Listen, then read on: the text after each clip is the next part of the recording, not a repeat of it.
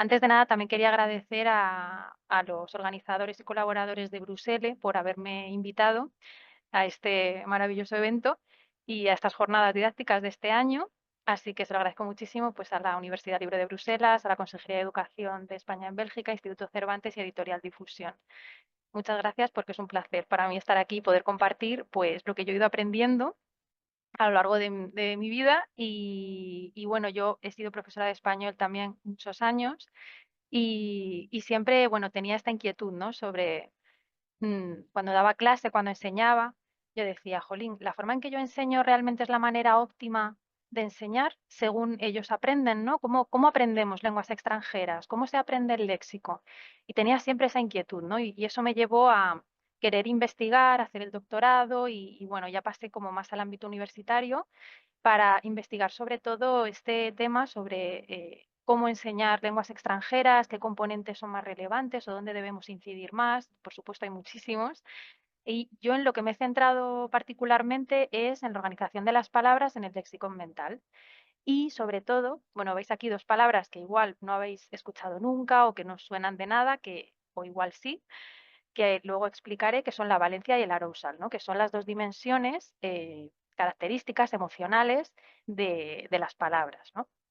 Entonces, digamos que lo que os voy a presentar pertenece, como han indicado en mi presentación, a la disciplina científica de la psicolingüística y os voy a hablar un poco de la importancia de las características afectivas en la organización de las palabras en el léxico mental. Así que vamos a empezar. Bueno, antes de nada, a mí siempre me gusta empezar mis presentaciones con citas que a mí pues me han marcado especialmente y me han gustado para abrir boca, ¿no? Para comenzar un poquito. Entonces, no sé si conocéis esta obra, que es una maravilla, que se llama Errata, el examen de una vida, de George Steiner. Entonces os leo esto para que a ver si os gusta. Dice, no hay dos lenguas que identifiquen, designen, cartografíen sus mundos del mismo modo. Los recuerdos almacenados, los entornos empíricos inventariados, las relaciones sociales que las lenguas organizan y reflejan, el parentesco, por ejemplo, los colores que distinguen su vocabulario de percepciones, difieren a menudo radicalmente de una lengua a otra. Y este otro fragmento de la misma obra, que es hablar una lengua, es habitar, construir, registrar un entorno específico.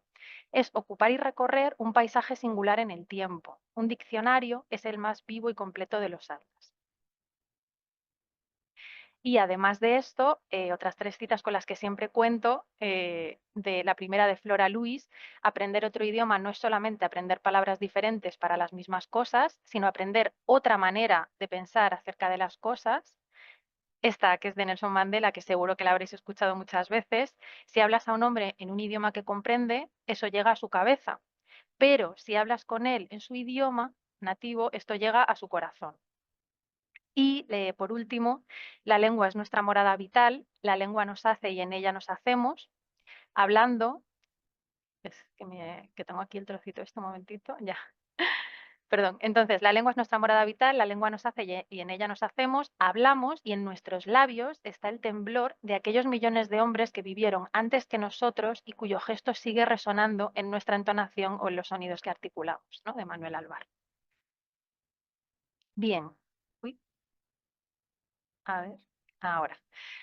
Entonces, ¿qué es lo que vamos a ver ya entrando en la temática? Bueno, vamos a ver una pequeña parte introductoria. Luego, una parte teórica, que si bien es teórica, creo que va a arrojar mucha luz y os va a dar muchas ideas.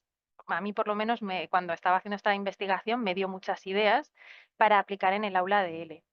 Y después veremos ya pues algunos ejemplos y consejos ya así de carácter también más práctico para que tengáis ideas concretas y veáis también pues a qué me puedo referir con, con distintos contenidos que voy a presentar en la parte teórica, ¿no? Para poder llevarlos más al suelo, digamos, y que podáis también iros con ideas concretas para el aula.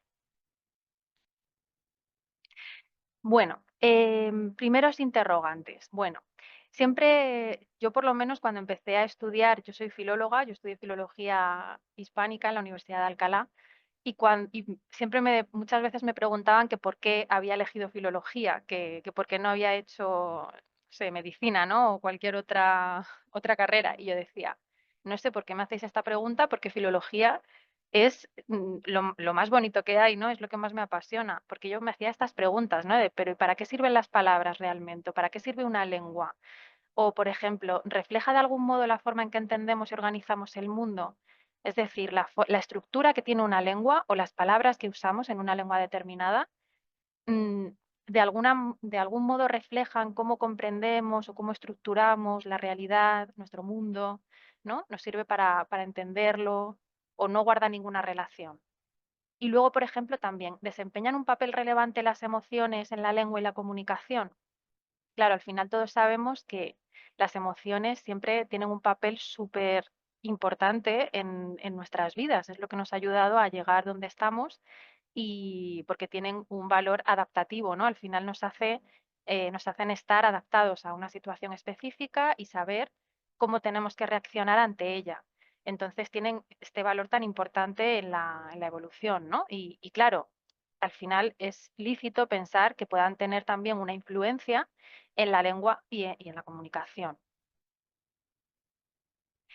Bueno, pues efectivamente, ¿no? Como sabéis, al final siempre nosotros lo que hacemos, la lengua es como un intermediario, ¿no? Entre nosotros, nuestra cognición y la realidad exterior, ¿no? Y entonces lo que hacemos, bueno, sobre esto, como sabéis, hay diferentes debates, ¿no? Filosóficos sobre si podemos conocer la realidad tal y como es o si solo conocemos pues lo que nuestros sentidos y nuestra lengua nos permiten conocer. Bueno, ¿no? Hay todo un debate sobre si realmente se puede conocer la realidad tal y como es. Pero bueno, lo que nos trae hoy aquí es que, bueno, conocemos y estructuramos la realidad a través de las lenguas y al final una lengua eh, muchas veces pues no tiene por qué hacer referencia a cómo es el mundo exactamente, sino a cómo lo representamos nosotros. Y esta es la parte importante y es la parte que nos interesa. Obviamente, alguna relación con cómo es el mundo en sí tendrá, porque si no, no habríamos llegado donde estamos hoy en día, ¿no? Y por otra parte, la lengua es un sistema de comunicación, ¿no? Em, y refleja una manera específica de pensar, lo que es que decimos muchísimo los lingüistas, una cosmovisión, una visión sobre la realidad, sobre el mundo, específica, ¿no? De cada lengua. Seguro que cuando habéis dado clase, y bueno, que estáis dando clase, ¿no? Que muchos o vais a ser profesores de L o ya lo sois o lo fuisteis quizá, em, pues siempre cuando enseñamos una lengua, si por ejemplo cogéis un grupo de alumnos que vienen de un nivel muy bajito y tenéis la suerte a lo mejor de ver ya no solo que aprenden ese nivel de español, que lo adquieren, sino que adquieren otros niveles y al final ya hablan, ya utilizan todo tipo de estructuras, utilizan todos los subjuntivos perfectamente, todos los tiempos de subjuntivo, la tercera condicional, de repente saben construir todo un discurso complejo con muchos matices, ¿no? Que expresan muchísimos datos de su vida. Entonces, ahí nos sorprende porque nos sentimos más conectados, incluso en el plano psicológico y afectivo, con esos estudiantes, porque vemos que cuando enseñamos una lengua, no solo enseñamos un sistema de signos y reglas, ¿no? Para esos signos, sino que enseñamos toda una cultura, toda una manera de pensar, de comprender, de organizar la realidad. Em, y bueno, y esto, claro, es un proceso muy bonito. Yo tuve la suerte de tener además un grupo de estudiantes sinohablantes que las tuve durante muchos años y entonces vi toda su progresión. Y de hecho, la última actividad que hicimos fue tenían que elegir un libro cortito o un pequeño relato y hacer una presentación oral, un resumen, una reseña en clase. Y bueno, una de ellas eligió el Principito y os puedo decir que fue una de las exposiciones sobre el Principito y sobre un libro en general más completas, complejas y profundas a nivel psicológico que he visto. O sea que fue totalmente impactante. Entonces, bueno, siempre pues que no perdamos de vista eso, que enseñamos toda una manera de comprender la realidad y también una manera de sentir, una manera de sentir las cosas que nos pasan, que nos han pasado, ¿no? Y que esto difiere de unas lenguas a otras y bueno, no quiero, es que me adelanto y voy adelantando contenidos de después. Pero bueno, nos quedamos con esto de que es una cosmovisión. Bien, también hablar una misma lengua, como decía, nos hace pensar que la otra persona como decía, puede pensar, organizar y sentir de una manera quizás similar a nosotros, ¿no? Esto obviamente no lo pensamos de manera consciente, ¿no? Es un pensamiento inconsciente que podemos tener. Entonces, os voy a poner este vídeo. El vídeo me parece que por un pequeño problema técnico no se va a poder escuchar, pero voy a poner los subtítulos y luego lo voy a explicar. Es un fragmento muy breve. Es de la serie Vikingos, Vikings, que no sé si la habréis visto, en España es que fue un boom. Y, y bueno, que quiero que lo veáis y ahora lo comentamos. ¿Se está escuchando? A lo mejor no, ¿no? Voy a poner los subtítulos. No se oye, ¿no? Vale. Pongo los subtítulos y lo comentamos después, no pasa nada.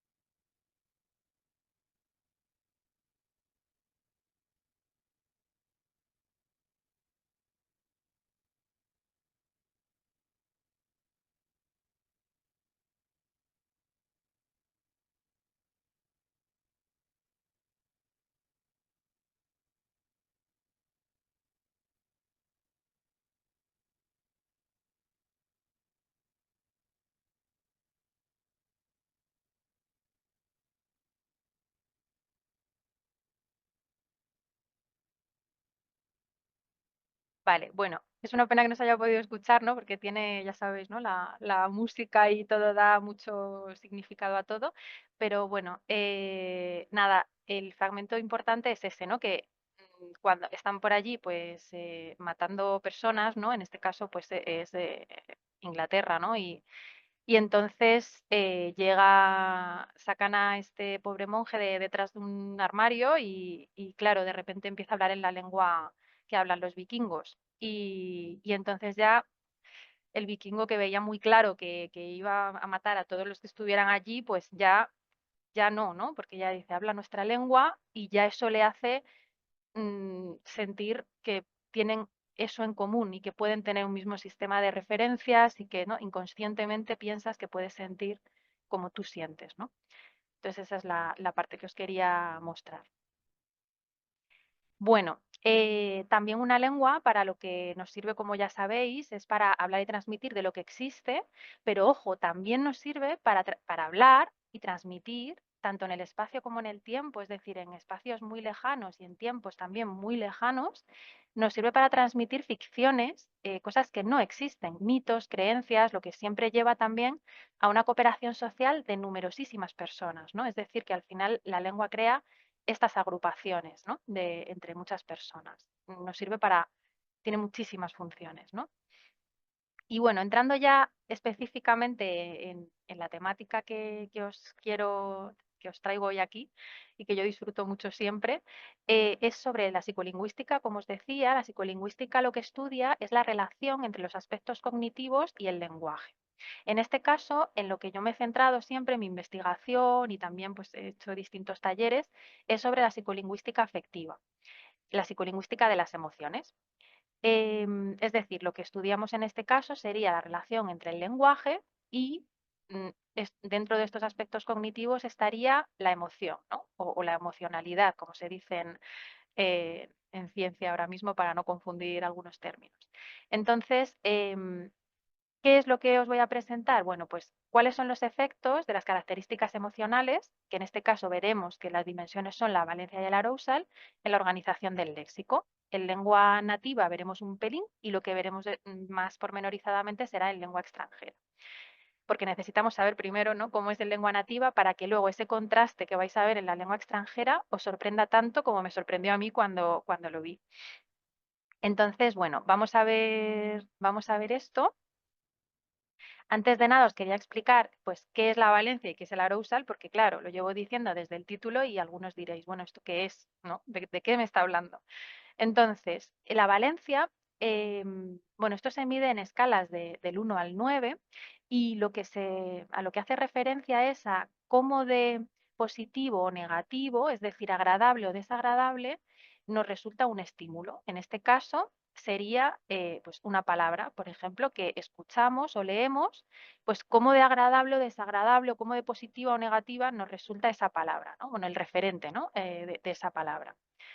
Em, por ejemplo, si os digo la palabra vacaciones, pues tendrá una puntuación de valencia muy alta, porque es una palabra que nos resulta pues muy agradable, muy positiva. Bueno, depende de para quién, claro, es que hay diferencias tanto interculturales como intraculturales dentro de una misma cultura. También, pues cada persona le da una puntuación dependiendo de cada experiencia subjetiva a las palabras. Y si os digo otra palabra como, no sé, pesadilla o miedo, terror, pues os va a parecer que tiene una valencia, pues que es una palabra muy negativa, ¿no? Dependiendo también de para cada quien, pero en general, ¿no? Y luego tenemos el arousal, que sería la activación que nos produce una palabra, ¿no? Un estímulo. Es decir, cómo de activados o de relajados nos hace estar, escuchar o leer esa palabra, ¿no? En este caso. Por ejemplo, una palabra como terror, pues nos va a producir posiblemente mucha activación, ¿no? Nos hace estar muy activados, nerviosos. En cambio, una palabra como he dicho antes, vacaciones, pues nos hace estar más relajados, ¿no? Tiene una puntuación de activación, de arousal, más bajita. Bueno, pues estas dos dimensiones, estas dos características son las características afectivas, ¿no? De las palabras, y es lo que estudiamos en psicolingüística para muchas cosas. Vale, y como punto de partida, también en esta parte un poco teórica, seguro que habréis oído hablar del léxico o el léxico mental. Bueno, en este caso, en el léxico mental, lo que es, se podría definir como el conocimiento individual que un hablante tiene interiorizado del vocabulario. Este conocimiento no tiene por qué ser total, puede ser un conocimiento parcial. Hay veces que sabemos, pues, no sé, cómo es una palabra, la conocemos, pero a lo mejor no sabemos escribirla correctamente, ¿no? O no sabemos todos los contextos de uso, ¿no? En los que puede aparecer esa palabra. Es decir, que es un conocimiento que no tiene por qué ser total, puede ser parcial. Es sinónimo de competencia léxica, ¿no? Y podemos distinguir, como supongo que sabréis, entre vocabulario productivo y vocabulario receptivo, ¿no? Aunque es un continuum, al final no son compartimentos estancos. Por ejemplo, seguro que habéis estado en alguna situación en la que, pues no sé, os dice una amiga, ay, oye, ¿cómo se llamaba este lugar tan bonito que estuvimos en Bruselas? Y es que no me viene el nombre, ¿no? Y la amiga os dice, uy, pues si me lo dices, seguro que te sé decir cuál era, pero es que no lo puedo producir, ¿no? No te lo sé decir yo así activamente, ¿no? Entonces, esta es la diferencia entre el vocabulario productivo y el receptivo, ¿no? Que a veces lo recibimos y lo comprendemos, pero a veces no lo tenemos disponible para producirlo, ¿no? Entonces ya, pues la otra amiga viene y dice, ah, es la Gran Place, ¿no? Y ya decimos, ah, sí, sí, sí, sí, porque lo teníamos en nuestro vocabulario receptivo, ¿no? Entonces tenemos esto en el léxico mental, vocabulario productivo y receptivo. Además, el léxico mental se encuentra organizado, que os preguntaréis, bueno, ¿y cómo se encuentra organizado? ¿Esto es como un diccionario, que las palabras, las unidades léxicas están organizadas alfabéticamente? ¿O esto cómo es esta organización, ¿no? Del léxico mental? Bueno, las palabras, las unidades léxicas establecen asociaciones de todo tipo, ¿no? Gráficas, paradigmáticas, bueno, de todo tipo que vamos a ver un poquito a continuación también. Y lo importante es que el léxico mental se va incrementando. Cuando va pasando el tiempo, pues vamos aprendiendo nuevas unidades léxicas, nuevos contextos de uso, vamos, ¿no? Como completando ese léxico mental a lo largo de la vida. Y por lo que podemos decir que es dinámico, va cambiando, no es estático, ¿no? A lo largo de la vida.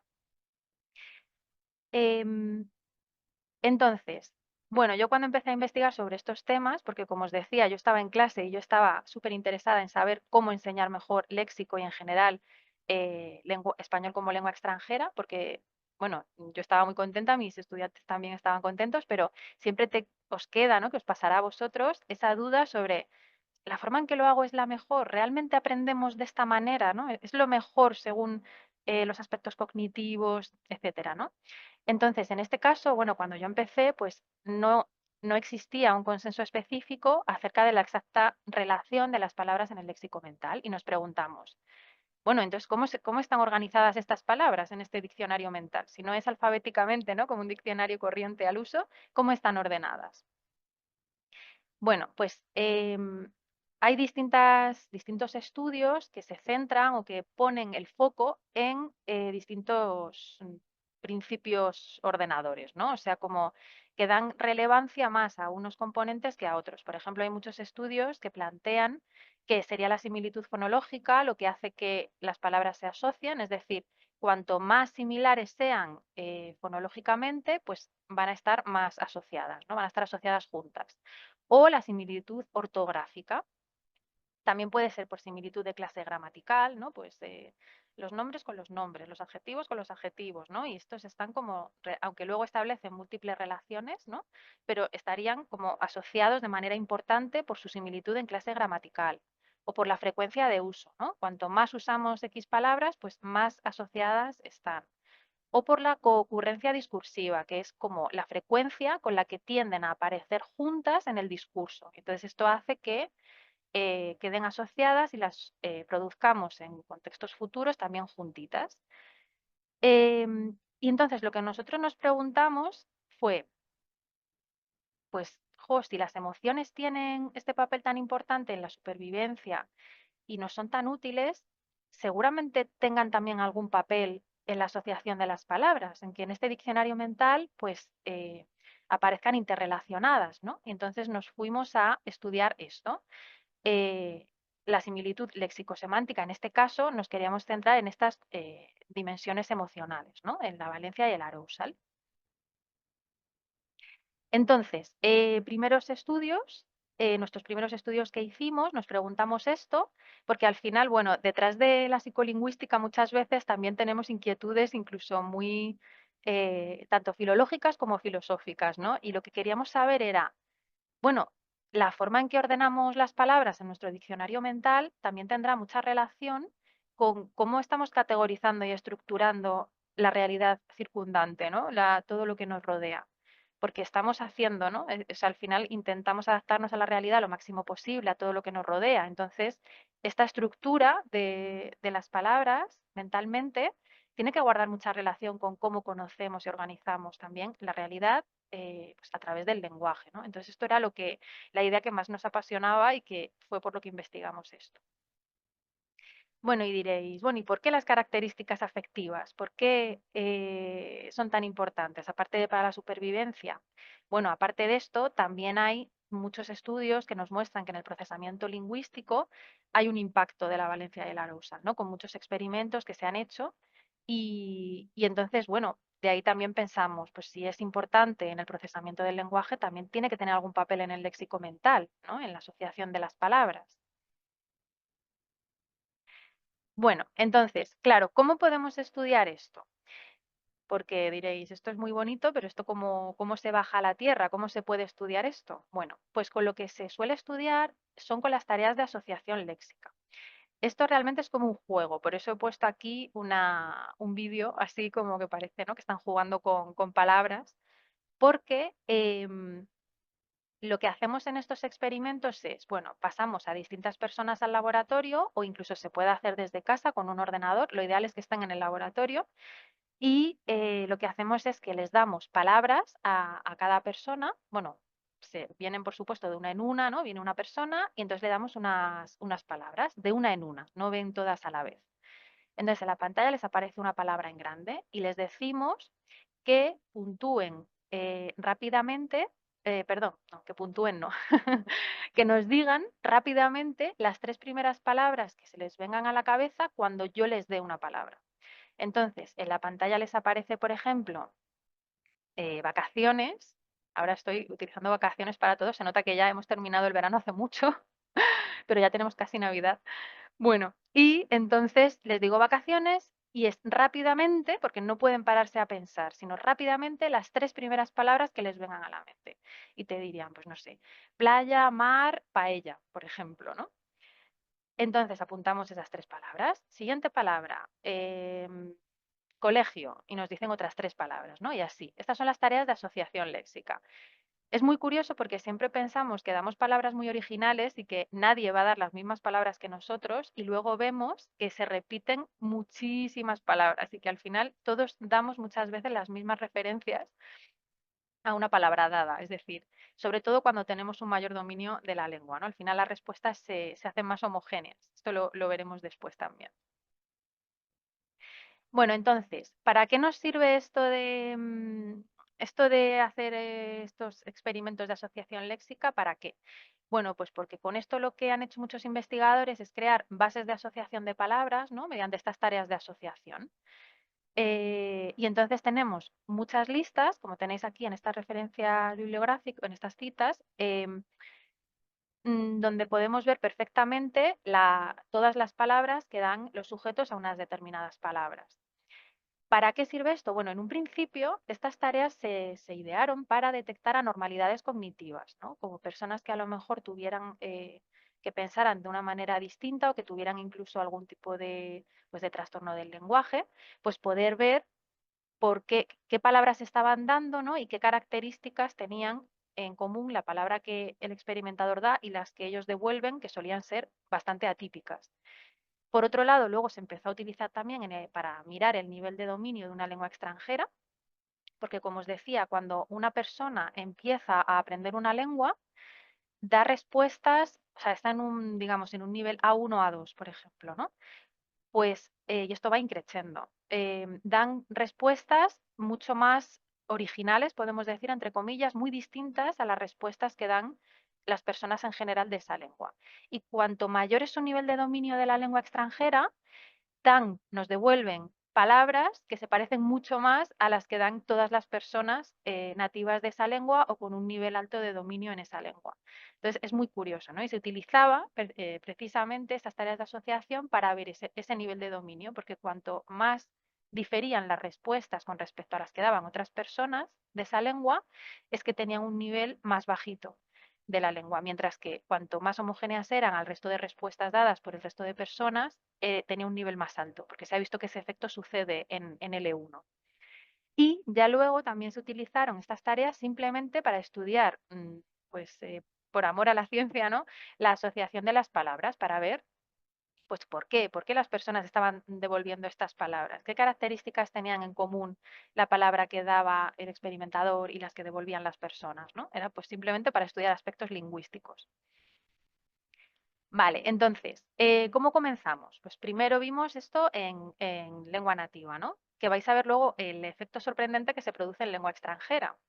En lengua nativa lo que sucede es que vimos a través de este experimento que las asociaciones léxicas estaban fuertemente mediadas por la similitud afectiva, es decir, vimos que las palabras que nosotros dábamos y las que nos devolvían las personas tenían prácticamente la misma puntuación emocional, es decir, la misma puntuación en valencia y en arousal, ¿no? En cómo de positiva o negativa es la palabra y en cómo de activados o relajados nos hacen sentir, pues tenían las mismas características. Era alucinante porque no había casi ninguna que se saliera de eso, ¿no? Y, y vimos pues esto, que tenía un poder predictor, que casi podíamos decir, bueno, es que si yo te doy esta palabra, más o menos sé qué rango de palabras vas a producir, ¿no? Y esto nos pareció también muy, muy interesante. Entonces, y además, estas palabras que os decía, que las personas al final nos creemos muy originales, pero todos dábamos muchas veces las mismas respuestas, vimos que las palabras que estaban más fuertemente asociadas, es decir, las que las personas tendían a repetir más y más y más y más, tendían a tener también puntuaciones más similares en estas dimensiones afectivas.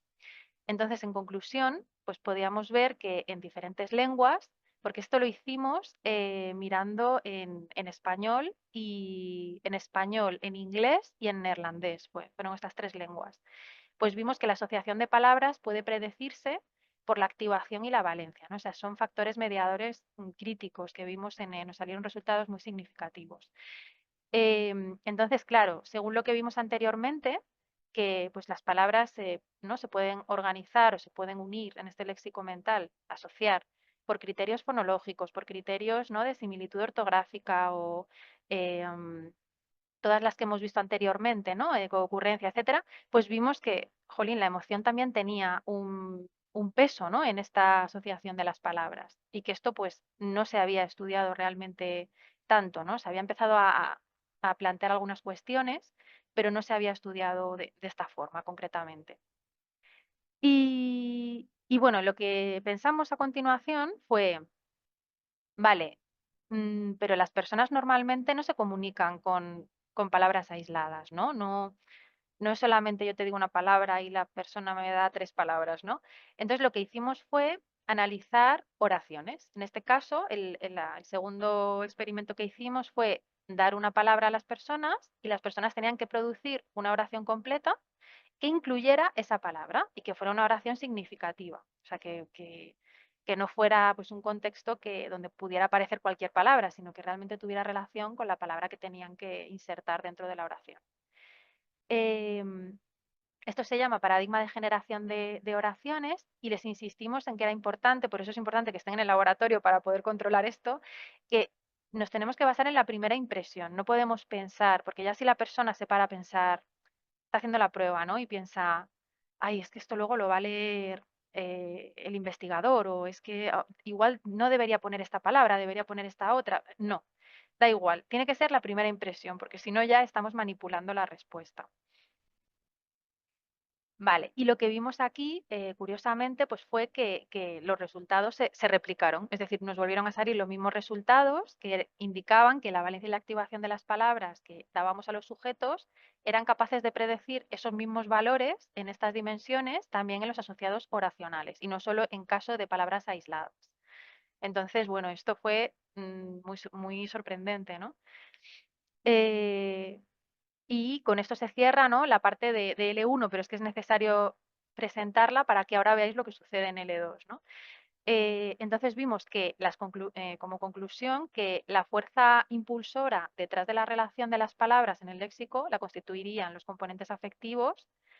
Es una fuerza impulsora importante, no decimos que no haya otras también, por supuesto, pero que es una fuerza importante, no solo al proporcionar palabras aisladas, sino también en la oración, al construir oraciones y esto es lo que haría que las palabras también estuvieran asociadas en el léxico mental, esa similitud emocional. Em, bueno, en este caso también ha habido ya, o están empezando a estudiarlo también en el discurso, es decir, que ya no solo en oraciones, sino en el discurso, ¿no? Y hay un estudio muy interesante de un autor que se llama Su, que es muy reciente el estudio, no sé si era de no sé, de 2020, es bastante reciente, donde estudian también fragmentos creo que en este caso era de la obra Harry Potter, y entonces veían que existía también como esta conexión, ¿no? Como que todas las palabras, ya no solo en las oraciones, sino también en fragmentos, en párrafos completos, también guardaban mucha similitud en cuanto a las dimensiones afectivas, ¿no? E incluso se hablaba de un efecto como una composicionalidad en lugar de semántica emocional, ¿no? Como que al final el valor emocional o la puntuación emocional del párrafo completo se podía deducir a partir de las puntuaciones de Valencia de Arousal de las palabras concretas, ¿no? Como que estaba muy interrelacionado y que la emoción era también un elemento asociativo, ¿no? Bueno, entonces, sin decir más ya sobre esto, nos preguntamos, bueno, ¿y qué sucederá en una lengua, en una L2 en este caso? Porque nosotros lo que estudiamos fue lengua extranjera, pero como L2. Luego habrá otros estudios también que estudien en el futuro cómo será en una L3, ¿no? Pero en este caso era lengua extranjera L2. Entonces, porque claro, sabemos que en lengua extranjera existe un fenómeno que se llama distanciamiento emocional, emotional detachment, es en inglés, y lo que nos indica, bueno, no me voy a adelantar porque os quiero enseñar primero una cosa antes de daros más detalles sobre este efecto. Básicamente lo que quería decir aquí es que la pregunta que nos hicimos fue, vale, si las emociones son mediadores críticos en la asociación de palabras y en lengua extranjera parece ser que existe algo así, que veremos después, llamado distanciamiento emocional, entonces, ojo, ¿qué pasa aquí con las palabras con la asociación de las palabras en lengua extranjera? ¿Se asocian igual o la emoción aquí no tiene ninguna relevancia y no nos sirve para nada? Entonces, no sé si habéis escuchado hablar, posiblemente sí, del dilema del tranvía. Os voy a poner un fragmento muy cortito, voy a poner los subtítulos, este sí está en español, es muy, muy, muy breve, pero bueno, lo vemos un segundito y ahora os lo cuento.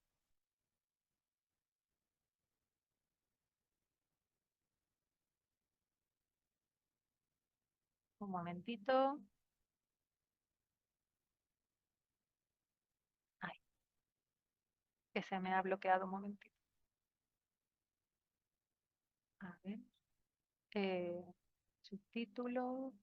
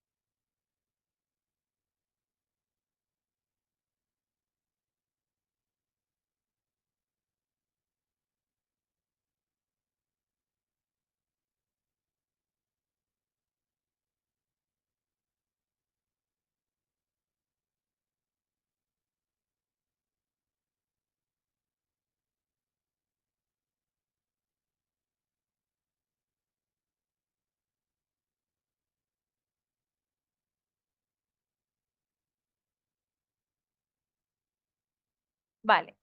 eh, Vuelvo aquí. Entonces, el dilema del tranvía, como habéis visto, me habría gustado que lo hubierais podido escuchar. Esta serie, no sé si la conocéis, es que se llama The Good Place. Es bastante interesante porque además plantea muchos interrogantes vitales y filosóficos, etcétera, y es muy graciosa además, así que os la recomiendo. Y bueno, nos hablan del dilema del tranvía, que en este caso, como habéis podido ver, que seguro que ya además conocíais, esto es pues un tranvía que va a toda velocidad, tú estás subido y entonces te dicen, tienes la posibilidad, porque el tranvía va sin frenos y entonces va a atropellar a 5 personas y tú tienes la posibilidad de activar una palanca y se cambian las vías y entonces el tren mataría solamente a una persona. Pero claro, tú le estás dando a la palanca, ¿no? Entonces, este dilema, hay distintos experimentos que muestran que cuando, bueno, no sé si estáis pensando también ahora desde vuestras casas, ¿qué haríais vosotros si le daríais a la palanca o no le daríais a la palanca? Y porque claro, racionalmente no podemos pensar, pues sí, oye, porque así no mueren 5 personas, ¿no? Pero claro, tienes que estar ahí luego y darle a la palanca y va a morir una persona, ¿no? Entonces, bueno, os sorprenderá saber que si esta pregunta, o sea, por probabilidad, por experimentos que se han hecho anteriormente, si yo os planteara este dilema en vuestra lengua nativa, lo más seguro es que dijerais, no, no, o que primero que os lo pensarais como mínimo, y luego que dijerais, yo no hago nada porque es responsabilidad mía y yo, o sea, que el tren no tenga frenos no es responsabilidad mía, pero es que yo no puedo dar una palanca y decidir matar a alguien, ¿no? Y en cambio, os sorprenderá saber que si yo esta pregunta os la hiciera, tal y como muestran otros estudios, en lengua extranjera, por ejemplo, pongamos que es el inglés, vuestra L2, em, la decisión es mucho más pragmática. Ya no hay tanta influencia de las emociones, sino que es una decisión mucho más pragmática. Y entonces las personas sí que respondían claramente que darían a la palanca y que sí que, bueno, que lo sentían mucho, pero que tendría que morir esta persona en el otro lado de la vía, ¿no? Entonces, este efecto, un momento, que cuando pongo esto se me queda aquí un poco pillado. A ver, ahora. Vale, pues este efecto se llama distanciamiento psicológico y emocional en L2, ¿no? Y entonces, pues hemos visto que es muy curioso, yo cuando descubrí esto me generó mucha inquietud porque parece que como si fueras casi una persona que toma otras decisiones cuando estás en un contexto de lengua extranjera. ¿Esto donde se ha visto además? Por ejemplo, en otros estudios que muestran que las mentiras también se producen más fácilmente en tu lengua extranjera, que no te da tanto reparo, ¿no? Dar una información que no es verdad, que no es verdadera. También al emitir palabras tabú, que pues, nos cuesta menos en nuestra lengua extranjera. Bueno, quizás en español, como estamos un poquito más acostumbrados, pues a lo mejor no se nota tantísimo la diferencia, pero en otras lenguas sí que se ve que en lengua extranjera no nos da tanto reparo producir palabras tabú y en nuestra lengua nativa sí. Y también en el relato de experiencias personales, es decir, eh, por ejemplo, no sé si sabéis que cuando Freud, claro, hace ya muchos años, cuando Freud pasaba consulta, eso es muy curioso, em, había veces que las personas tenían que hacer un switch a su lengua extranjera para poder contar eventos, acontecimientos traumáticos de sus vidas porque no eran capaces de expresarlo en su lengua nativa, porque les producía muchísima angustia. Entonces, Freud les invitaba a expresarlo en una lengua extranjera, más desprovista, y como hemos podido ver luego en investigaciones, de ese componente afectivo. Bueno, aquí tenéis también las referencias, ¿no? De los estudios que han visto este efecto del distanciamiento emocional. Em, de hecho, os he puesto una cita, ¿no? textual que dice que la lengua extranjera se experimenta como, pues, de manera más neutral porque las palabras no están llenas, ¿no? de nuestros recuerdos dolorosos, tabús, ansiedades. Esta es la forma en que lo expresa ya como en la parte de discusión, ¿no? del artículo, como que es como empezar de nuevo, ¿no? Tener una lengua extranjera y entonces eso nos hace, pues, ser quizá de una manera pues, más abierta, lo cual también puede ser adaptativo porque nos hace abrirnos a un nuevo contexto, ¿no? Y empezar de cero. Y, y bueno, esto, ¿no? Que nos decían. Luego, hay otros estudios que no apoyan este efecto, ¿no? Siempre hay estudios pues, que están a favor y en contra de determinados efectos. ¿Cuáles serían las causas? Bueno, se ha hablado muchísimo sobre qué podría originar este distanciamiento emocional. Las teorías que lo apoyan sería pues que normalmente, ¿dónde aprendemos una lengua nativa? Pues en un contexto afectivo, ¿no? En el hogar, con nuestras familias, eh, pues en lugares cálidos, ¿no? Afectivamente. En cambio, normalmente aprendemos lenguas extranjeras habitualmente pues en un contexto más institucional, en una academia, en un centro de idiomas, en una escuela, y que es un contexto que en sí mismo está menos cargado a nivel afectivo, ¿no? No tiene este contenido tan emocional, ¿no? Este contexto. Entonces, bueno, se ha hablado de esta causa. Yo pienso particularmente que em, cuando tenemos, o sea, cuando experimentamos en una segunda lengua, claro, al final no es la primera vez que tú aprendes algo o que ves un concepto determinado, ¿no? Entonces, yo siempre ponía el ejemplo de, por ejemplo, pues cuando, no sé, tienes un novio que te lleva a Faunia, ¿no? Y te lleva a Faunia, tú nunca has estado en Faunia y lo ves y bueno, y estás encantado, ¿no? Viendo a todos los animalitos y a los pingüinos y, ¿no? Vamos a poner que lo ves todo y estás, pues, extasiada. Claro, esto te produce ¿no? Tiene un gran contenido emocional para ti. Entonces, pongamos que luego tienes otro novio en el futuro, se dice novio, pero puede ser una amiga o quien sea, y también te regala ir a Faunia.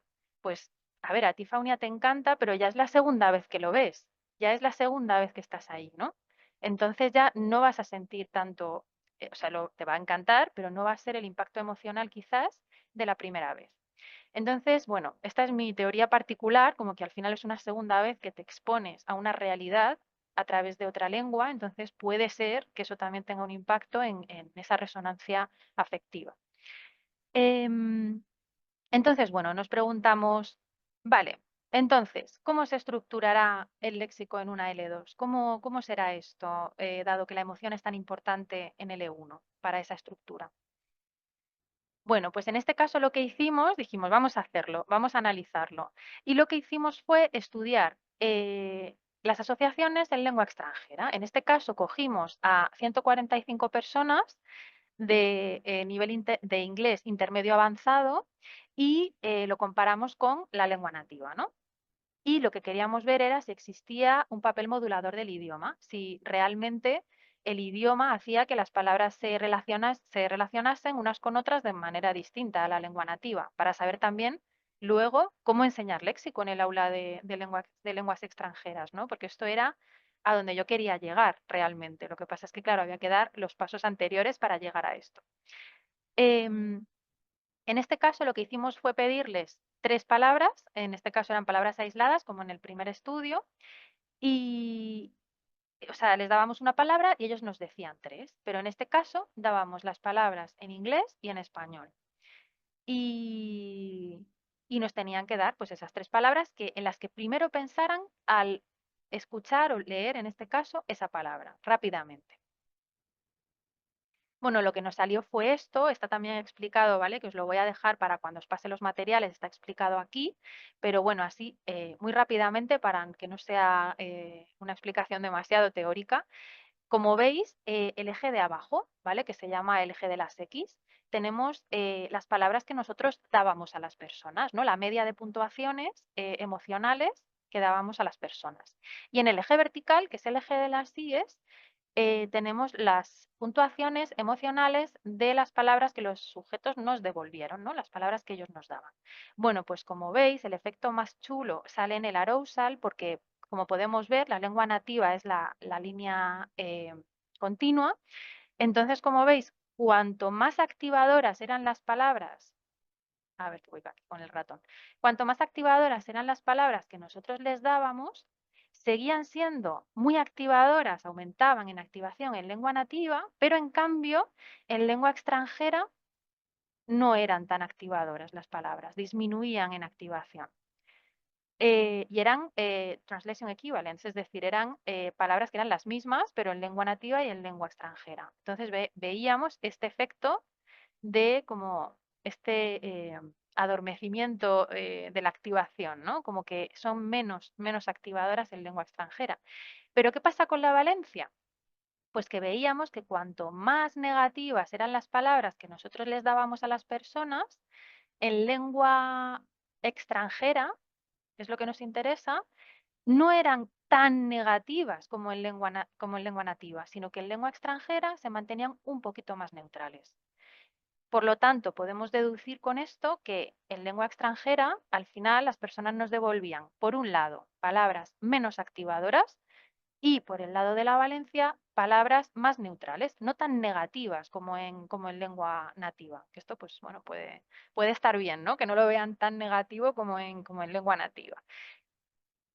Aquí os dejaré la explicación, que es lo mismo que he dicho ahora mismo. Y entonces, claro, lo curioso es que una misma palabra no suscita los mismos asociados léxicos en un idioma nativo que en un idioma extranjero. O sea, esto es muy curioso, ¿no? ¿No os parece sorprendente pensar que cuando os dan una palabra no vais a pensar en las mismas palabras en vuestra lengua nativa que en la lengua extranjera? Que me vais a dar palabras que son menos activadoras, que no son tan negativas, que como lo haríais en vuestra lengua nativa, ¿no? Esto es sorprendente, es como si hubiera dos personas dentro de nosotros y, ¿no? Y decidieras, como si tuvieras dos, sí, dos personas, ¿no? O dos cerebros, o que sientes de manera distinta, das palabras distintas, ¿no? Tomas decisiones distintas, como en el dilema del tranvía. Em, y esto pues vendría a, como hay teorías a favor y en contra del distanciamiento emocional, bueno, esto concretamente vendría a, sí que estaría en consonancia con estas teorías, ¿no? Del distanciamiento psicológico en L2. Además de esto, vimos un efecto muy curioso que, que fue lo que os comentaba, ¿no? Aquí tenéis las referencias, que un nivel de dominio alto en una lengua conduce a respuestas con una mayor homogeneidad entre sí. Es decir, esto es lo que decía de que pensamos que damos siempre palabras únicas, que incluso a veces nos da vergüenza que otra persona, ¿no? Teníamos personas que venían y decían, ay, yo no quiero que veas las palabras que he escrito porque me da vergüenza, ¿no? Y al final, si es que todos estamos dando las mismas palabras, eso es lo curioso, ¿no? Y cuanto más nivel, cuanto más alto es el dominio, pues más nos homogeneizamos todos, ¿no? Que también da un poco de pena porque parece que perdemos, ¿no? ¿no? Como eh, nuestra originalidad de alguna manera, pero no es eso, es que nos adaptamos al ambiente en el que estamos y entonces pues nuestras respuestas se parecen más a las de nuestro grupo, ¿no? Con el que compartimos idioma. Vale, ¿por qué? Bueno, en cuanto a la valencia, tenemos como una serie de causas, ¿no? De por qué pasa esto, porque claro, podéis pensar esto está muy bien, pero ¿y esto por qué sucede? Bueno, pues hay distintos estudios que muestran que existe un sesgo de positividad en niños que después desaparece o se atenúa de forma gradual, ¿no? Cuando tienen ya un mayor nivel de dominio. Y entonces podría suceder lo mismo, ¿no? Podría existir un paralelismo en la L2, ¿no? Es decir, que tendemos a ver todo de manera más positiva cuando empezamos, ¿no? A aprender esa lengua. Por eso nos podía salir lo de que la valencia, pues que no era tan negativa como en lengua nativa. Luego, también, ¿qué sucede? Pues otros estudios muestran la supresión del procesamiento de contenido de valencia negativa en hablantes de una L2. Esto ya es en L2, ¿no? Directamente. Porque se veía una reactividad electrodérmica, una conductancia de la piel, ¿no? Asociada más baja. Y entonces, pues se veía eso, que realmente no les estaba produciendo tanta activación, que no era tan negativo, ¿no? Lo negativo nos produce mucha, mucha activación electrodérmica. Entonces, pues puede ser por estos dos motivos, la razón por la que en lengua extranjera la valencia pues, es más neutral, no es tan negativa. Y luego, bueno, los dos puntos que tenéis a continuación hacen referencia tanto a la valencia como al arousal que tenemos aquí. Lo he cogido directamente la cita textual porque me parece que está expresado de manera excelente. Entonces, lo que dice es que en bilingües tardíos la valencia podría estar, la valencia y bueno, también aquí hace referencia al arousal, ¿no? Que podría estar disembodied, ¿no? Como descorporeizada, ¿no? O reducida porque se ha visto que la lengua extranjera muchas veces se procesa semánticamente, pero no emocionalmente, ¿no? Quizá puede ser por el nivel de dificultad, ¿no? Porque nos requiere un mayor esfuerzo cognitivo. Bueno, por distintos motivos, pues no se procesa tanto emocionalmente, sino más semánticamente. Y luego otra obra de este mismo autor también dice que las personas reportaban conocer el significado emocional de la L2, pero no sentirla, ¿no? Independientemente del grado de dominio de la lengua extranjera. O sea que sí que lo podían explicar, cómo se tenían que sentir o que creían entender el significado, de nuevo, ¿no? Todo semántico, pero que no lo sentían realmente, ¿no? Dentro de ellos. Y en cuanto al arousal, pues bueno, también podemos decir que la lengua nativa, claro, al final, ¿qué pasa con la lengua nativa? Que está conectada a recuerdos específicos y concretos, ¿no? Y representaciones en nuestra memoria episódica, ¿no? De experiencias que nosotros hemos vivido y que esto lo que hace es, estos recuerdos elicitan asociados más concretos vinculados a la propia experiencia, ¿no? Si no hemos experimentado estas realidades, y esto lo vamos a ver luego en la propuesta también de actividades y las ideas que os quería dar también y que yo aplicaba en mis clases, entonces, si no está realmente vinculado a la propia experiencia o no tratamos de vincularlo con experiencias que hayan tenido los estudiantes, al final no está asociado a nada específico, ¿no? Y no lo van a sentir igual que si es, que como fue, digamos, en su lengua nativa, ¿no? Por eso hay que crear como estos contextos ricos, experienciales para ellos, ¿no? Y que también vuelvan incluso a recuerdos suyos de su propia vida, ¿no? Para aprender estos contenidos nuevos en la L2 y poder también sentirlos, ¿no? Que no se quede solo en ese procesamiento semántico. De aquí no sé si os quería decir algo más. Sí, bueno, también en estos estudios de aquí no lo he incluido porque me quería centrar en el componente emocional, pero también estudiamos palabras concretas y abstractas, ¿no? La concreción que se llama. Y también vimos que en relación a esto, las personas también nos daban em, unidades, es decir, palabras mucho más abstractas que en su lengua nativa, ¿no? En su lengua nativa, por ejemplo, a la palabra boda pues nos daban en lengua nativa vestido, traje, comida, no sé, como tipo palabras muy concretas. Y en cambio, cuando esa misma palabra se la decíamos en inglés, decíamos wedding, nos daban palabras como felicidad, alegría, ilusión, y eran palabras abstractas, ¿no? Vimos también esa diferencia. ¿Por qué? Porque puedes ir a pensar en conceptos, pero si tú no has vivido esa experiencia en tu lengua nativa, ¿no? O no hace falta que hayas vivido esa experiencia en sí, pero no la has pensado en determinado momento, no la has escrito, entre comillas, ¿no? En tu lengua nativa, pues no tiene esa concreción, ¿no? Son palabras mucho más abstractas. Entonces, en resumen de esta parte, ¿vale? Y ya pasamos a las aplicaciones. Em, claro, ¿qué existe? Pues un rol muy valioso de la lengua, ¿no? En la forma en que se asocian las palabras. Es decir, de lengua me refiero a nativa versus extranjera, porque vemos, como os decía, que no se asocian igual, que en lengua extranjera al final se asocian palabras que no son tan activadoras, ¿no? O igual de activadoras que en lengua nativa y que además no son tan negativas, sino que son más neutrales en cuanto a la valencia, ¿no? Y entonces la lengua al final sí que sería ese elemento modulador de las asociaciones, porque la misma palabra, como os decía, no suscita los mismos asociados en L1 que en L2. Em, entonces al final la pregunta que queríamos responder al inicio del todo, ¿no? Que os decía, nuestra principal inquietud era al final conocer cómo se organizan las palabras para ver un poco también cómo organizamos nosotros y cómo tratamos de comprender pues los conceptos, la realidad que tenemos, ¿no? Y lo que hemos visto pues fue eso, que sí que cambiaba muchísimo la organización dependiendo de si usábamos una lengua nativa o una lengua extranjera.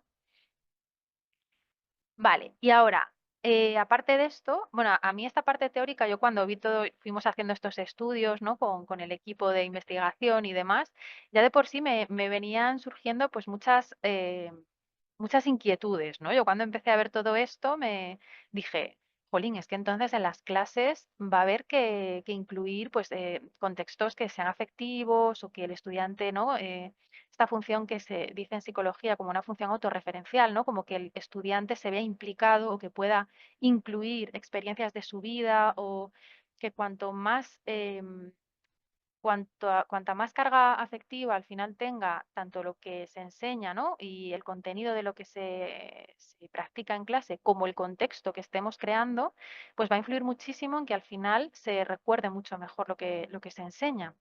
Entonces, ya solamente los estudios, ¿no? Pues imagino que os habrán dado muchas ideas o os habrán generado inquietudes y espero que muchas preguntas, pues para luego tenerlas en cuenta para el aula. Entonces, ahora ya más bajándolo un poco a la tierra, pues, ¿qué podemos hacer en el aula concretamente? Bueno, pues os he traído algunas pinceladas de aspectos que me parece que son importantes tener en cuenta, dados estos resultados que hemos visto.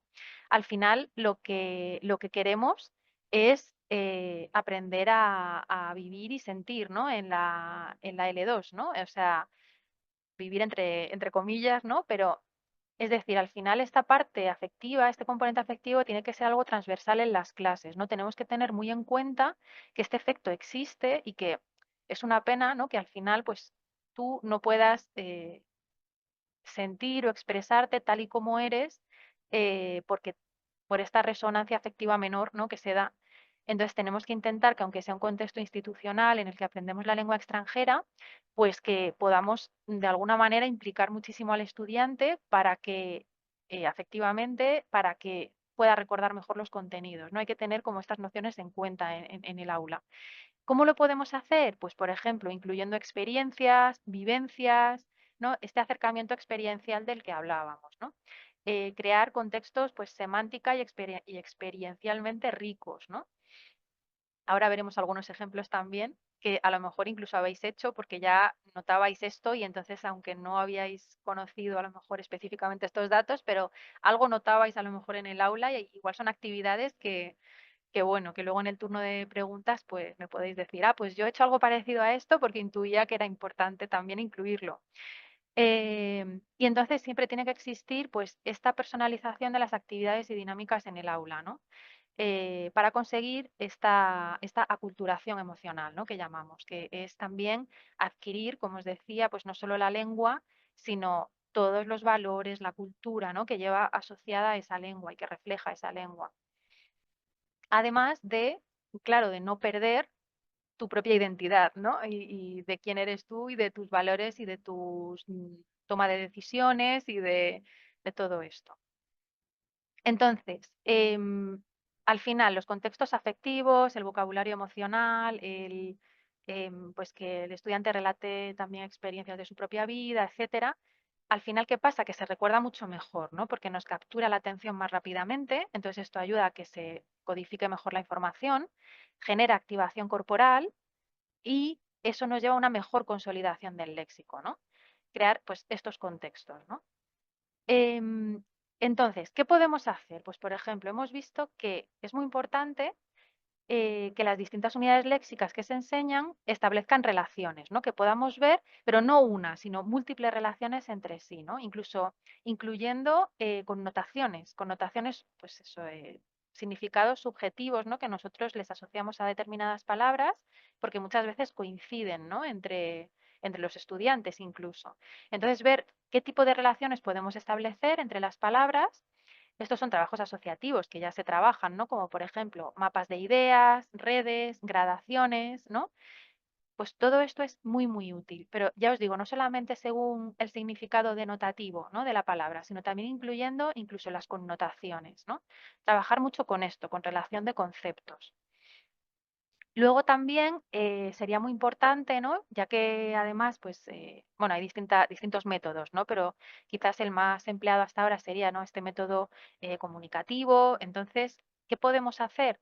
Pues que también haya un espacio en el aula para la expresión, ¿no? Incluso de las emociones, de cómo se están sintiendo al realizar determinados aspectos o determinadas actividades, bueno, que haya un lugar también para esto. Y luego, muy importante también, la competencia pragmática, ¿no? Y en esto, una autora que se llama Mercedes Pérez Serrano, que también trabaja mucho sobre cultura y conciencia intercultural, pues nos señala que también es muy importante incluso hablar entre los estudiantes y hacer actividades sobre cómo cada persona siente determinados contextos o experiencias y ver las diferencias que existen entre las distintas culturas.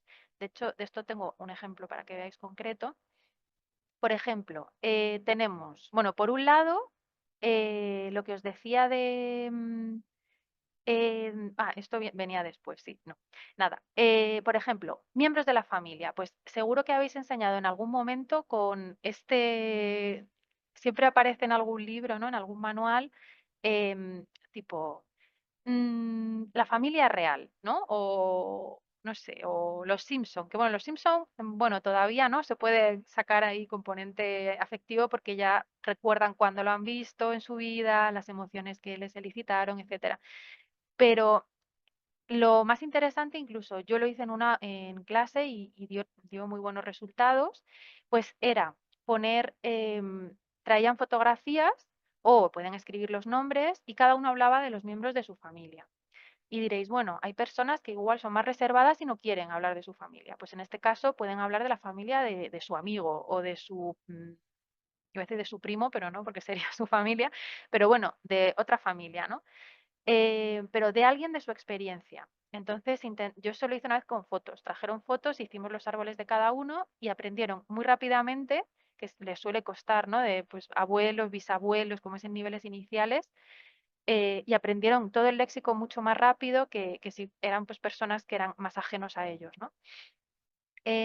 Luego, por ejemplo, para el contraste de pasados, esto lo hacía también mucho que era que cuando queríamos ver el contraste entre imperfecto y indefinido, pues yo les decía que trajeran una foto y que ellos quisieran y que describieran lo que les había pasado en esa foto. Tenía que ser que estuvieran en un lugar para pues, que se viera el lugar, que lo describieran e hicieran uso del pretérito imperfecto y luego que algo que pasó ese día para que empezaran a utilizar el indefinido, ¿no?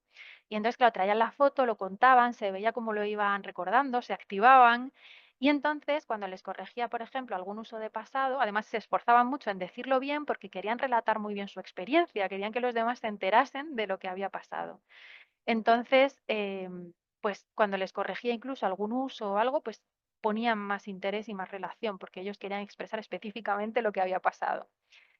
Y por otro lado, también podemos usar experiencias pasadas reales, sin fotografías, bueno, o de alguien cercano, o sea, por si hay alguien que es un poco más introvertido y no lo quiere compartir la suya propia. En este caso, a través de esta actividad, que se llama la agencia de viajes.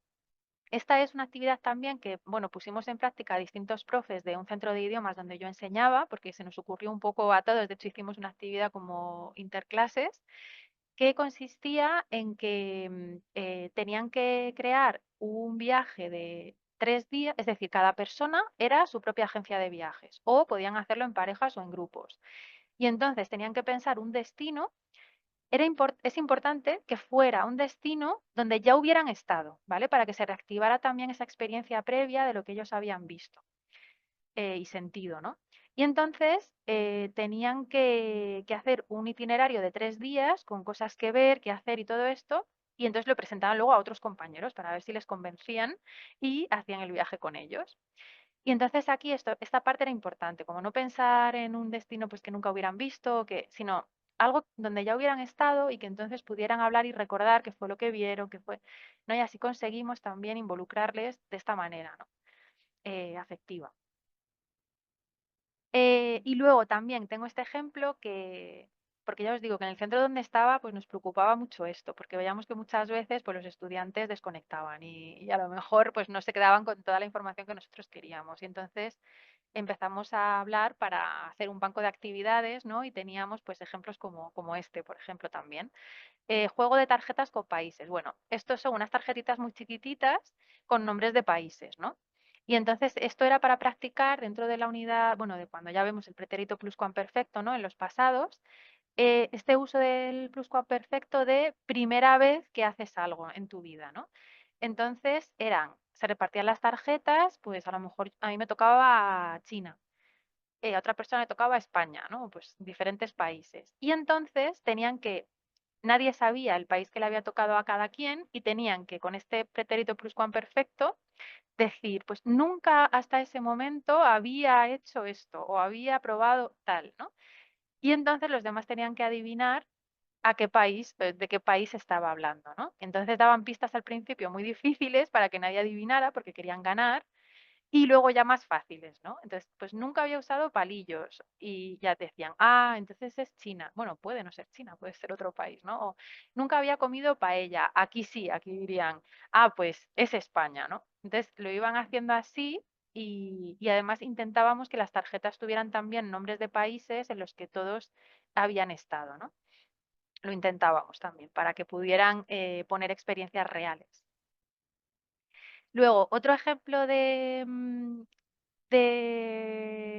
actividad que en este caso no es que se implique directamente la vida del estudiante, pero que sí que es un contexto emocional, pues serían, por ejemplo, consejos, pues en lugar de para estar relajado en casa, que también podría ser, pues consejos para quedar a una persona que va a una cita a ciegas, que ha quedado por una app con alguien y entonces, pues fingimos en clase que soy yo, ¿no? Les digo, soy yo, tengo una cita y, jolín, dadme consejos que estoy muy nerviosa, ¿no?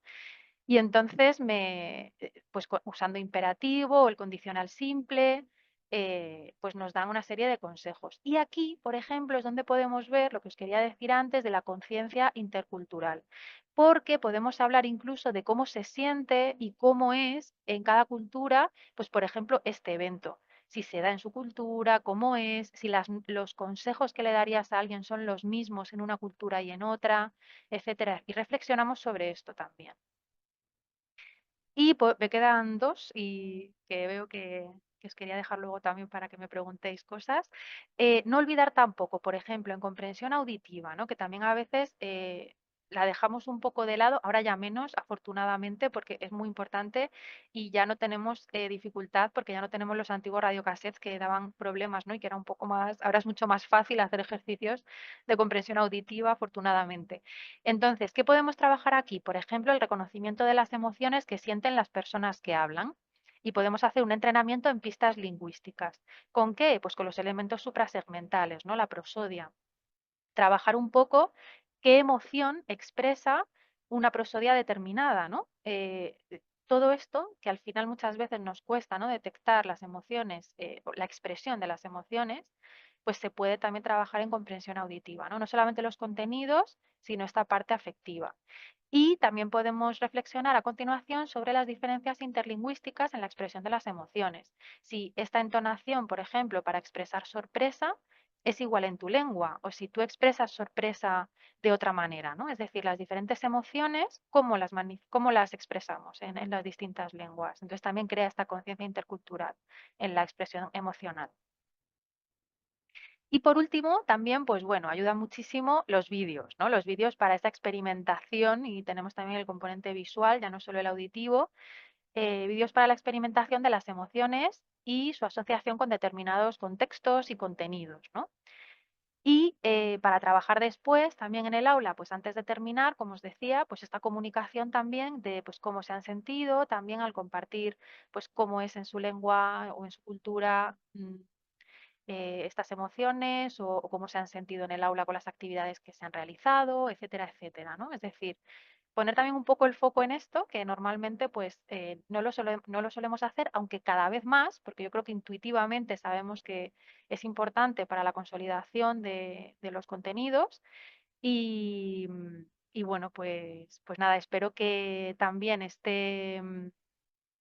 bueno, muchas gracias por la atención y espero que, bueno, os haya generado mucha inquietud y que, pues, eh, también os haga ver un poco esta realidad y que os ayude a implementar luego, a pensar en ideas, a hacer actividades que también incluyan el componente afectivo y nada, y que lo tengáis en cuenta, que para mí fue descubrir todo esto, pues fue muy emocionante y espero que os sirva y que podáis sacar cosas valiosas y que os haya gustado mucho. Así que muchísimas gracias y de nuevo gracias por invitarme también. Muchas gracias, Clara, por tu excelente presentación, ponencia. Yo creo que has suscitado muchas inquietudes y tenemos muchísimas preguntas que espero que nos dé tiempo a hacerlas. Bueno, ha habido varias personas que han preguntado a qué te referías cuando hablabas de la activación, ¿A qué te Ah, sí. referías concretamente? Sí, la activación, que es este arousal, ¿no? Del que hemos hablado, pues a lo que me refiero es a cómo cuando tú lees o escuchas una palabra determinada, cómo de nervioso, de excitado, de activado te hace Ujú, sentir esa palabra o cómo de relajado, ¿no? Es una escala, es un ujú, continuum. Entonces, a ujú, eso me refiero con la activación, que te hace ujú, sentir más, más activado, más nervioso, más excitado, más, ¿no? Como que puede ser tanto para bien como para mal, ¿no? Los conceptos, las palabras con contenido negativo nos activan muchísimo porque ujú. claro, nos llama la atención rápidamente, pero las palabras muy positivas también nos activan mucho porque son muy alegres y entonces nos producen también esa activación fuerte. Voy a seguir con algunas preguntas. Casilda nos pregunta que cómo explicarías la palabra alma a, por ejemplo, alumnos del espacio postsoviético, que hay muchos ateos, que no Ujú. tienen formación religiosa. Eh, ¿cómo, cómo, cómo explicarías la palabra en esos casos? Eso es. Bueno, yo ahí ya, claro, tienes que ir quizás a otros contextos, ¿no? Porque claro, no lo van a entender. Muchas veces es verdad que estamos en clase y queremos explicar ciertos conceptos y vemos que la persona no tiene realmente esas nociones, entonces no entiende las referencias que le estás dando.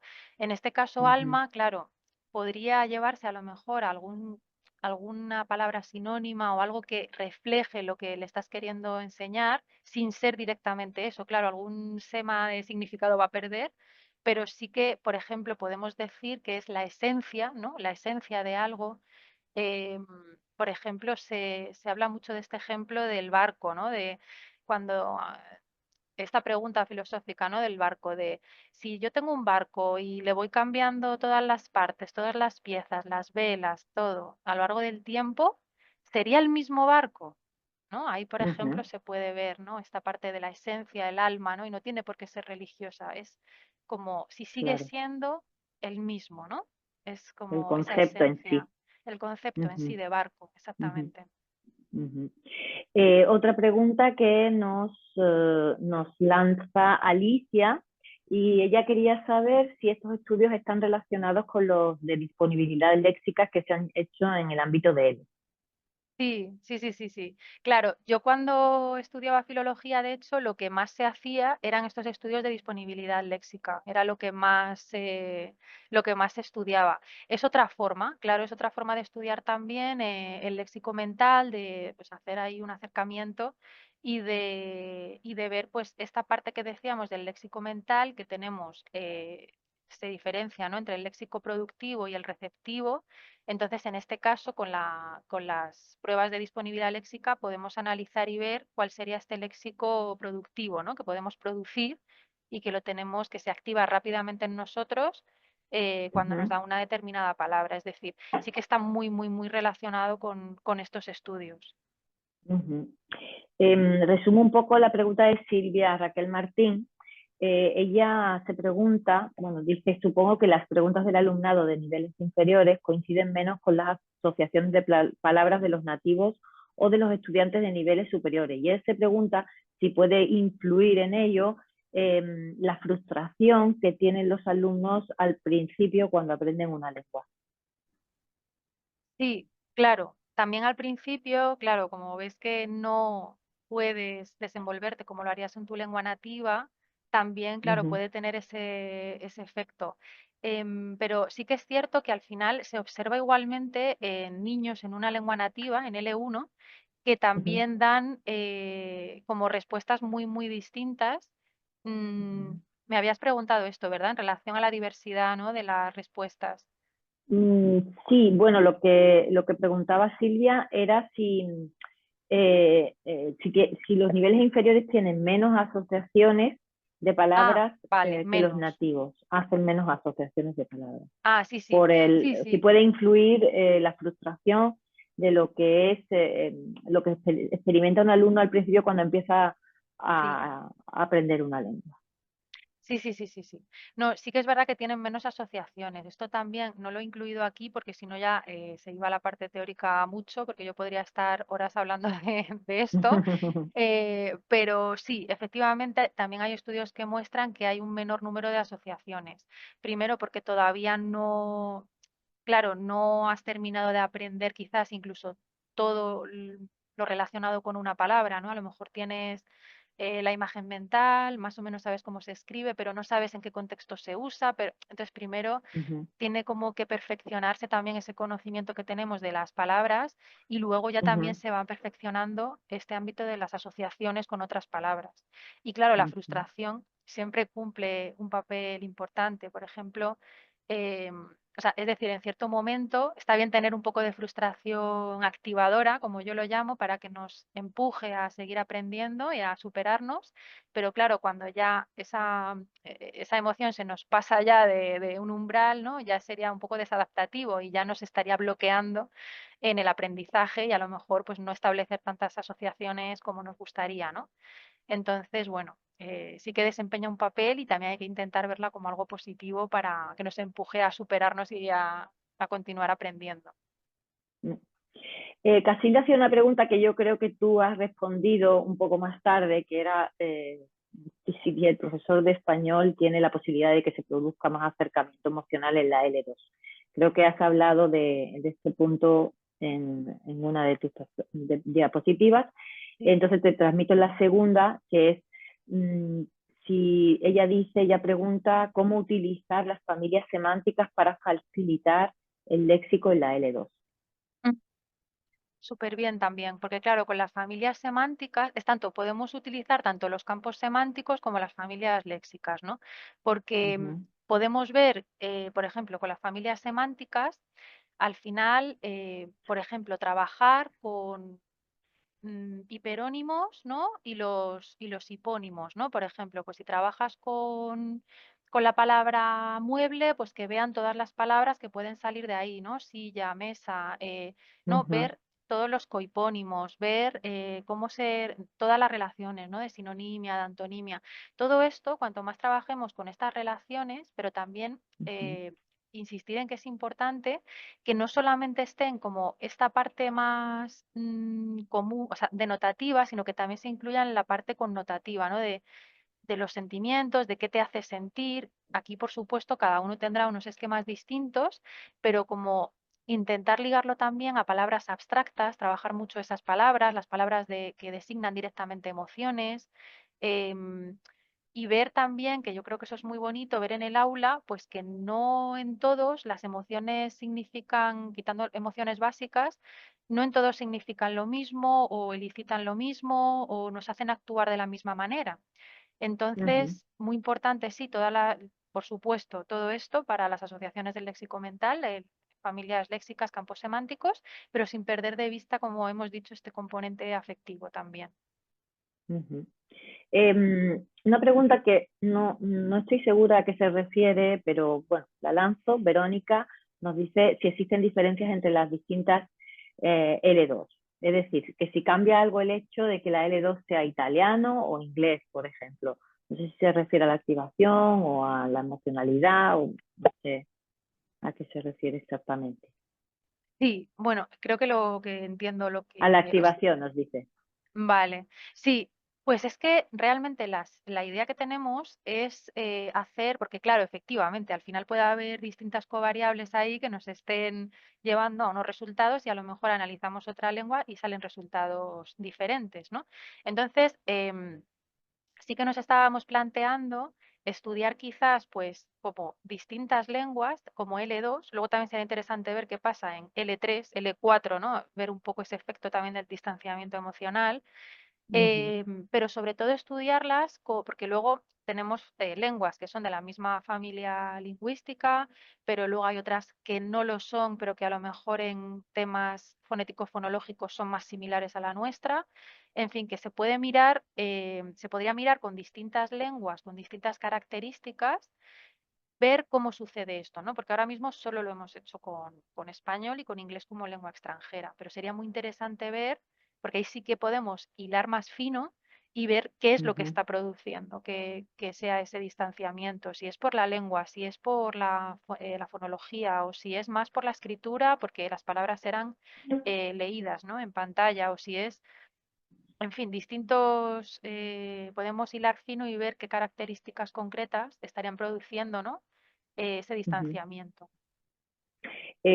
Una pregunta que hace Almudena Alonso, muy interesante, y es si cambia algo el hecho de que esa L2 se aprenda en inmersión, como por ejemplo es el caso de los inmigrantes, o en un contexto diferente. Claro, aprenderlo por inmersión es lo ideal, porque al final sí que estamos teniendo ese contexto experiencial, sí que estamos viviendo, ¿no? En esa L2 y entonces estamos incorporando muchísimas más asociaciones, muchísimo más contenido a cada unidad léxica, porque realmente sí que estamos sintiendo en esa lengua extranjera, ¿no? Es muy distinto a cuando se hace en un aula y al final, pues, claro, lo que tenemos que tratar de hacer es que el aula sea lo más parecido a una inmersión experiencial, ¿no? Es Claro. difícil, pero es de lo que se trataría. Ujú. Y otra pregunta sobre la investigación. Preguntan si Alicia Madrona pregunta si cuando le preguntasteis a los sujetos siempre respondieron con unidades léxicas simples o produjeron alguna unidad léxica compleja, combinaciones, colocaciones, etcétera. Ah, sí, sí. Sí, de hecho, esto me encanta que me hagas esta pregunta porque realmente eso pasó, eso pasó. A veces les decíamos eso, que era solamente una palabra, pero a lo mejor luego veíamos que había producido, pues eso, una unidad léxica, pero que eran dos palabras o una colocación.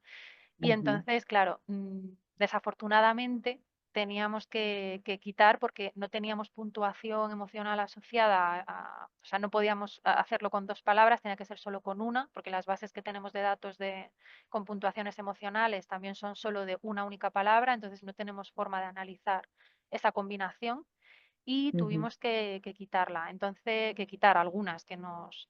Pero ujú, claro, habría sido muy interesante verlo porque bueno, también tiene su interés. Lo que pasa es que para eso habría que hacer primero habría que puntuar emocionalmente también, pues colocaciones o palabras o sea, que sean unidades con dos palabras o que tendría que existir material para que luego podamos hacer los análisis. Ahora mismo solo hay de palabras aisladas. ujú. Y otra asistente, Estefanía, pregunta si disminuye la abstracción a medida que aumenta el nivel de la L2. Sí, Es disminuye la decir, activación. no, la abstracción. Vale. Sí, o sea, claro, exactamente. Lo que vimos estos al final, estos sujetos eran de un nivel, era como un B2 plus, eran como entre B2 y C1, ¿no? Entonces, todavía no tenían un nivel como súper proficiente del idioma, ¿no? Era un nivel intermedio. Entonces, por eso Ujú, veíamos que sí que es verdad que en cuanto a la concreción, que eso no lo he puesto aquí, pero tenéis la referencia en el estudio cuando os pasen los materiales, por si queréis ver el estudio completo, que es el tercero, el que habla de lengua extranjera. ujú, em, lo que veíamos es eso, que eran más abstractas las palabras que nos devolvían que en su lengua nativa, que eran más concretas. Entonces, claro, ujú, cuanto más emplee, más dominio tenga la persona en esa lengua extranjera y más experiencias tenga en esa lengua extranjera, esa abstracción bajará. Y entonces ya sí que nos devolverían palabras más concretas. ujú, Esto sería ujú. interesante verlo, claro, es otro estudio que Interesante. queremos hacer. Ujú, Queremos verlo con distintos niveles de dominio de la lengua claro. extranjera, porque ahí es donde podemos ver esa evolución, esa progresión de las puntuaciones emocionales también. Ujú. Em, Más preguntas. Eh, Adelante. em, José Manuel Aguirre pregunta qué pasa con los componentes afectivos de la lengua en las personas que son bilingües desde el nacimiento. Imagino que es otro estudio diferente, ¿no? Pero, Sí, claro, exactamente. Es otro estudio. Claro, aquí se ha visto que realmente pues no existen al final diferencias, ¿no? En cuanto no se produce este distanciamiento. Lo que sí que es curioso y que me ha recordado esto es que sí que hay estudios que muestran que por ejemplo, imaginaos, yo tengo un distanciamiento emocional en inglés, ¿no? Que es mi L2. Si yo me fuera a vivir ahora mismo a Inglaterra y me quedara allí 20 años, pues hay estudios que muestran que al final esta relación se invierte y al final tenemos nada de distanciamiento emocional en nuestra lengua extranjera, es decir, toma el papel, el rol de nuestra lengua nativa al final y ujú, el distanciamiento emocional empieza a aparecer en la que era tu lengua nativa. Es decir, es como que se da la vuelta y al final tú adquieres ya tomas esa lengua extranjera como tu lengua de tu día a día, de tu vida, donde llevas a cabo tus experiencias y demás, y entonces se invierten los roles. Y hay estudios muy bonitos precisamente de la psicolingüista que he mencionado antes, de Mercedes Pérez Serrano, también em, ay, ¿cómo se llama? Luego me vendrá el nombre, pero bueno, de ahí podéis sacar, porque hace referencia también a los mismos artículos, y hablan de esto, de cómo cambia cuando es lengua nativa, lengua extranjera y se invierten los papeles. ujú. Em, Hay también un asistente, Diego Sierra, que pregunta si se han tenido en cuenta si se han considerado los factores motivacionales, como por ejemplo la obligación de estudiar la lengua como L2, y que si los resultados, si no se han estudiado, si crees que serían diferentes o si se ha tenido en cuenta esa variable. Claro, en este caso creo recordar que no preguntamos que por qué lo habían estudiado o por qué lo sabían, sí que preguntábamos la edad de adquisición, el porcentaje de uso en su día a día, pues los años si estaban expuestos a la lengua. Es decir, hicimos muchísimas preguntas, pero me parece que esa parte de si estaban estudiándola por obligación o si era porque querían, yo creo que no llegamos a preguntarla, pero por supuesto que sí que es importante también saberlo, porque claro, si no estás implicado con, con ese aprendizaje, pues mucho menos vas a querer, o sea, al final ahí no hay nada, ¿no? Afectivo, ni te puedes implicar al mismo nivel, ni vas a querer a lo mejor hablar de tus experiencias personales o estar aprendiendo en contextos afectivos, porque estás totalmente fuera, ¿no? Si no quieres estar Ujú, ahí, ya todo se dificulta. claro. Ujú. Y Sonia, no estoy muy segura de, bueno, pregunta qué te parece a ti una experiencia que tuvo en la que enseñó a una niña a decir salud cuando alguien estornudaba y el padre de la niña, al parecer, le prohibió decir esa palabra en español y les dijo que tenía que decirla en su lengua, ¿no? La palabra en su idioma. Me pregunta que qué te parece esta situación. Ujú. Pues me parece curiosa. ¿Por Ujú. qué? Mi pregunta sería que por qué le decía que lo dijera en su lengua esa palabra específicamente, porque a partir de saber la intención de esa Se trataban persona, de, se trataban de menores musulmanes. Entonces, igual está vale, relacionado con un sí, sí, aspecto cultural ya, religioso. ya, ya, ya, Ujú. ya, ya.